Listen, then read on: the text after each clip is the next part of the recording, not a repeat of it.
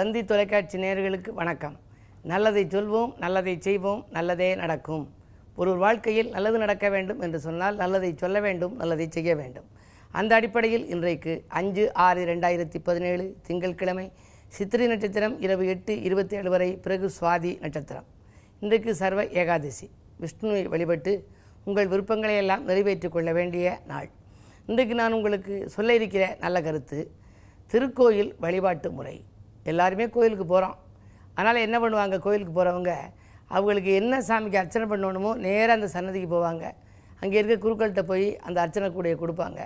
அர்ச்சனை பண்ணிக்கிட்டு வந்துட்டு எல்லாத்தையும் அப்படி கை கூப்பி தொழுது கும்பிட்டுட்டு நேராக வீட்டுக்கு வந்துடுவாங்க. திருக்கோயிலுக்கு சென்று வழிபடுகின்ற முறை பலரும் பலவிதமாக கடைப்பிடிப்பார்கள். ஒரு சிலர் ஆரம்பத்திலிருந்து எல்லா சாமியும் கும்பிட்டுக்கிட்டே போவாங்க.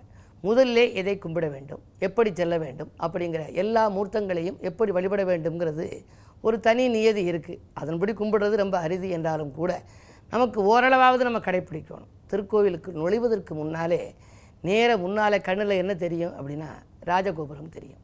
அண்ணாந்து பார்க்கணும். அந்த ராஜகோபுரத்தை பார்த்து முதலிலே கும்பிட வேண்டும். மிக உயர்ந்த நிலையிலே இருக்கக்கூடியது, மிக உயரமான அந்த அமைப்பு இருக்கும். நம்முடைய வாழ்க்கையிலும் நாமும் உயர வேண்டும் என்ற எண்ணம் நம் மனதுக்குள்ளே வருமாம். ஆகையினாலே முதலிலே அந்த ராஜகோபுரத்தை நாம் நிமிர்ந்து பார்த்து கும்பிட வேண்டும். பிறகு லட்சக்கணக்கான பேர், கோடிக்கணக்கான பேர் பாதம் பட்ட அந்த படி இருக்கிறதே, அந்த படியை தொட்டு வணங்க வேண்டும். இப்போ ஒரு இடத்துக்கு போகிறோம், இப்போ பழனி போகிறோம் அப்படின்னா பழனியில் இருக்க சன்னதியில் இருக்க படியெல்லாம் கோடிக்கணக்கான மக்கள் மிதித்த இடம். எல்லாருமே சாதாரணமாக சும்மா கும்பிட போக மாட்டாங்க. ஒவ்வொருத்தருக்கும் ஒரு கோரிக்கை இருக்கும். ஒருத்தருக்கு பிள்ளை வரக்கணும்னு இருக்கும், ஒருத்தருக்கு கல்யாணம் ஆகணும்னு கோரிக்கை, ஒருத்தருக்கு தொழில் வளர்ச்சி நல்லா இருக்கணும், எல்லாருமே நல்லா வரணும், செல்வ நிலை உயர வேண்டும், செல்வாக்கு நன்றாக வரணும்னு கும்பிடுறாங்க. அத்தனை பேர் கோரிக்கையும் நமக்கு மொத்தமாக கிடைக்கணும் அப்படின்னா இந்த படியை தொட்டு கும்பிடணுமா, அவர்கள் பாதம் பட்ட படியை தொட்டு கும்பிட வேண்டும். அதற்கு பிறகு நேராக போய் கோயிலுக்குள்ளே கொடிமரம் பலிபீடம்னு இருக்கும், அதுக்கு அருகிலே விழுந்து வழிபட வேண்டும். கொடிமரம் பலிபீடம் அந்த இடத்துல இருந்து பலிபீடத்துக்கிட்ட ஏன் நம்ம கும்பிட்றோம்னா ஆணவத்தை நாம் அங்கே விட்டு நாம் முறையாக அங்கே கும்பிடச் செல்கிறோங்கிறத அறிவுறுத்துறதுக்காக போய் கும்பிட்றோம். அதற்கு அடுத்து சிவனுடைய ஆலயத்துக்கு போனால் சிவனுக்கு உரிய தெய்வத்துக்குரிய ஊர்தி எது? சிவன் கோயிலில் போனால் நந்தி இருக்கும். திருமால் கோயிலில் இருந்தால் அதற்குரிய ஊர்தி எது? கருடன்.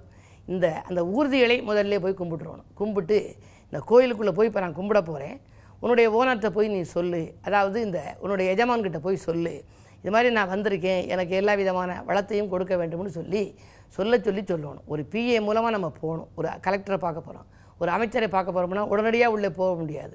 ஒரு உதவியாளர்னு ஒருத்தர் இருப்பார். அந்த உதவியாளர்கிட்ட உங்களுடைய விசிட்டிங் கார்டை கொடுத்து விடணும், அல்லது உங்களுடைய பேரை சொல்லணும். அவங்க உள்ளே போய் கேட்டுக்கிட்டு இவங்க வரலாமான்னு கேட்பாங்க. சரி வர சொல்லணும்னு சொல்லி உத்தரவு கொடுத்ததுக்கப்புறம் உள்ளே போவாங்க. அது மாதிரி தெய்வங்களை கும்பிட போகின்ற பொழுதும் முதலிலே அந்த கோயிலுக்குள்ளே நாம் நுழைகின்ற பொழுது கொடிமரம் பலிபீடத்தை கும்பிட்டு விட்டு நந்தி அருகிலே வர வேண்டும். நந்தியம்பெருமான் அருகிலே முதலிலே உத்தரவு கேட்டு, நான் வந்திருக்கிறேன், இங்கே எல்லா தெய்வங்களையும் வழிபட வேண்டும், அதற்கு நீ உத்தரவு தர வேண்டும் என்று சொல்லி அவரிடம் வழிகாட்ட சொல்லிவிட்டு அதற்கு பிறகு நாம் கும்பிட செல்ல வேண்டும். அடுத்து இருக்கக்கூடிய இடம் என்னன்னா விநாயகர். விநாயகப் பெருமான் சன்னதிக்கு நம்ம போய் முதல்ல முறையாக வழிபாட்டை மேற்கொள்ளணும். அதற்கு பிறகு முருகப்பெருமான், பிறகு சிவன், அம்பிகை, துர்க்கை, தட்சிணாமூர்த்தி, 63 நாயன்மார் இருக்கும், அதை கண்டிப்பாக கும்பிடணும். சில ஆலயங்களிலே 4 மட்டும் இருக்கும், கும்பிடலாம். லட்சுமி, சரஸ்வதி எல்லாம் கும்பிட்டுட்டு நவகிரகம், சண்டிகேஸ்வரர், அதற்கு பிறகு ஸ்தல விருட்சம்னு இருக்கும். சில இடங்களில் ஒரிஜினலான ஸ்தல விருட்சம் இருக்கும், சில இடங்களில் கல்லிலேயே இருக்கும்.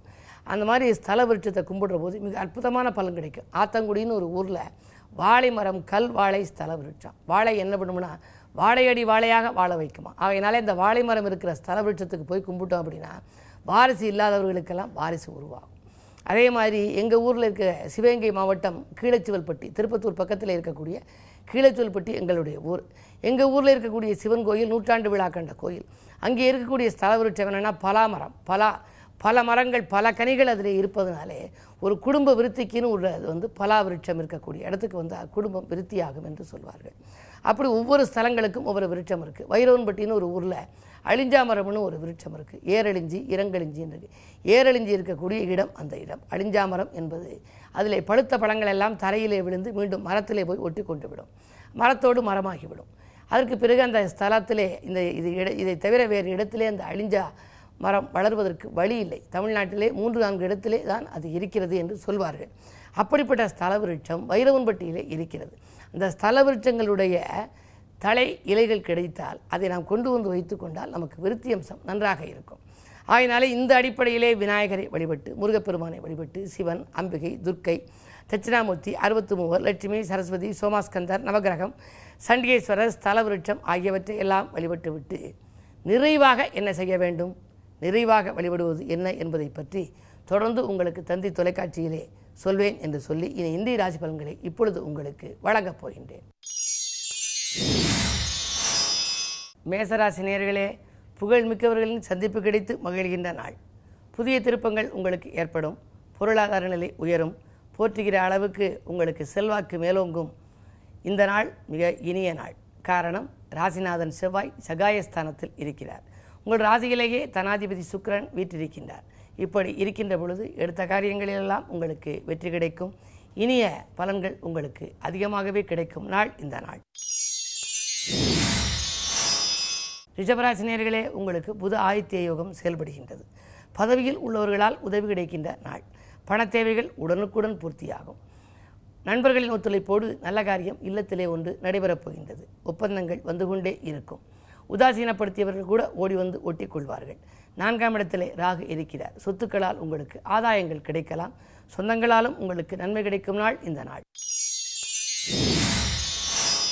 மிதுனராசி நேயர்களே, உங்களுக்கெல்லாம் வீடு வாங்கும் முயற்சியிலே வெற்றி கிடைக்கின்ற நாள். சொத்துக்கள் வாங்குவீர்கள் அல்லது வீடு இடம் வாங்கும் யோகம் உங்களுக்கு உண்டு.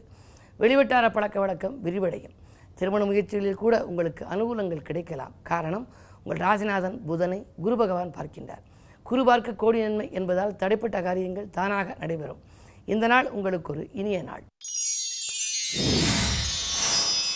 கடகராசி நேயர்களே, உங்களுக்கெல்லாம் கருத்து வேறுபாடுகள் அகலும் நாள். இன்றைக்கு கல்யாண கனவுகள் நனவாகப் போகின்றன. காரிய வெற்றி உங்களுக்கு கிடைக்கும். அரசியல்வாதிகளாலும் உங்களுக்கு அனுகூலங்கள் உண்டு. அதே நேரத்தில் 2இலே ராகு இருப்பதால் பணவரவு திருப்திகரமாக இருக்கும். தொழிலில் எதிர்பார்த்த அளவுக்கு லாபம் கிடைக்கும். சிம்மராசி நேயர்களே, உங்களுக்கெல்லாம் கரைந்த சேமிப்புகளை ஈடுகட்டுகின்ற நாள். நேற்று கரைந்த சேமிப்பை இன்று ஈடுகட்டும் விதத்தில் தொழில் வளர்ச்சி மேலோங்கும். காரிய வெற்றிக்கு நண்பர்கள் கை கொடுத்து உதவுவார்கள். பஞ்சாயத்துக்கள் நல்ல முடிவுக்கு வரும். பாராட்டு மழையில் நனைவீர்கள். தொலைபேசி வழி தகவல் தொலைதூரத்திலிருந்து உங்களுக்கு வருவது நல்ல தகவலாகவே உங்களுக்கு இருக்கலாம். இந்த நாளை மேலும் இனிய நாளாக அமைத்துக்கொள்ள பெருமாள் வழிபாட்டை மேற்கொள்ளுங்கள். கன்னிராசி நேயர்களே, உங்களுக்கெல்லாம் மறைமுக எதிர்ப்புகளால் மனக்கசப்பு ஏற்படும் நாள். இன்றைக்கு உறவினர் பகை உருவாகலாம். நிறைய பகை உங்களுக்கு வரப்போகின்றது. ஜென்மத்திலே குரு பகவான் இருப்பதால் திடீர் இடமாற்றம், ஊர் மாற்றம், வீடு மாற்றங்கள், உத்தியோக மாற்றங்கள் கூட உருவாகலாம். வரும் மாற்றங்களை ஏற்றுக்கொள்ளக்கூடியதாகத்தான் இருக்கும். அது மட்டும் அல்ல, உங்கள் ராசிக்கு 8ஆம் இடத்திலே சுக்கிரன் வீற்றிருக்கிறார். இந்த மறைந்த சுக்கிரனால் சில பிரச்சனைகள் உங்களுக்கு உருவாகலாம். குடும்பத்தில் உள்ளவர்களால் குழப்பங்கள் ஏற்படலாம். வாங்கல் கொடுக்கல்களில் தகராறுகள் உருவாகலாம். என்ன இருந்தாலும் ராகு கேதுக்களின் மாற்றம் வரும் வரை கொஞ்சம் பொறுமையை கடைபிடிக்க வேண்டியது அவசியம். துலாம் ராசி நேயர்களே, உங்களுக்கெல்லாம் சந்தர்ப்பங்கள் சாதகமாக அமையும் நாள். இன்றைக்கு தனவரவு திருப்திகரமாகவே இருக்கிறது. வாங்கல் கொடுக்கல்கள் ஒழுங்காகும். குடும்ப முன்னேற்றங்கிறது எடுத்த முயற்சிகளிலெல்லாம் உங்களுக்கு வெற்றி கிடைக்கும். சொத்துக்கள் வாங்க விற்க உகந்த காலமாக இந்த காலம் இருக்கின்றது. 2இலே சனி வக்கிரத்தில் இருப்பதால் கொடுத்த வாக்கை காப்பாற்றுவீர்கள். கொள்கை பிடிப்போடு நீங்கள் செயல்படுவதற்கும் வழிவகுத்து கொடுக்கும். பணவரவு திருப்திகரமாக இருக்கும் நாள் இந்த நாள். விருச்சிக ராசி நேயர்களே, உங்களுக்கெல்லாம் உதிரி வருமானங்கள் பெருகி உள்ள மகிழும் நாள். இன்றைக்கு எதிரிகள் விலகுவர். உதவிக்கரம் நீட்டுபவர்களின் எண்ணிக்கை உயரும். பயணத்தால் பலன் கிடைக்கும். பக்குவமாக பேசி காரியங்களையெல்லாம் சாதித்துக் கொள்வீர்கள். அதிகாலையில் வரும் தொலைபேசி வழி தகவல் உங்கள் தொழிலுக்கு உறுதுணை புரிவதாக இருக்கும். தங்கம் வெள்ளி வாங்குவதிலே தனி கவனம் செலுத்துவீர்கள். வீட்டிற்கு தேவையான அத்தியாவசிய பொருட்களையும் வாங்குவதில் உங்களுக்கு ஆர்வம் கூடும் நாள் இந்த நாள். தனுசு ராசி நேயர்களே, உங்களுக்கெல்லாம் முன்னேற்ற பாதையில் இருந்த முட்டுக்கட்டைகள் அகலும் நாள். இன்றைக்கு முக்கிய புள்ளிகள் உங்கள் இல்லம் தேடி வந்து உதவிக்கரம் நீட்டுவார்கள். வாங்கல் கொடுக்கல்கள் ஒழுங்காகும். வளர்ச்சி கூடுதலாக இருக்கும். கல்விக்காக எடுத்த முயற்சி கைகூடலாம். மாமன் மைத்துன வழியில் ஏற்பட்ட மனக்கசப்புகள் மாறும். சேமிப்பு உயரும். மகர ராசி நேயர்களே, உங்களுக்கெல்லாம் பம்பரமாக சுழன்று பணிபுரிகின்ற நாள். இன்றைக்கு பழகிய நண்பர்கள் உங்கள் பண தேவைகளை பூர்த்தி செய்வார்கள். வாங்கல் கொடுக்கல்களை ஒழுங்கு செய்து கொள்வீர்கள். உத்தியோகத்தில் அதிகாரிகளால் ஏற்பட்ட அல்லல்கள் அகலும். உடன் பணிபுரியும் சக பணியாளர்கள் உங்களுக்கு சாதகமாக நடந்து கொள்வார்கள். நீண்ட தூரங்களுக்கு மாறுதல் கேட்டு விண்ணப்பித்திருந்தவர்களுக்கு அது கிடைக்கலாம். வியாபாரத்தில் இருப்பவர்களுக்கு விரோதங்கள் விலகும்.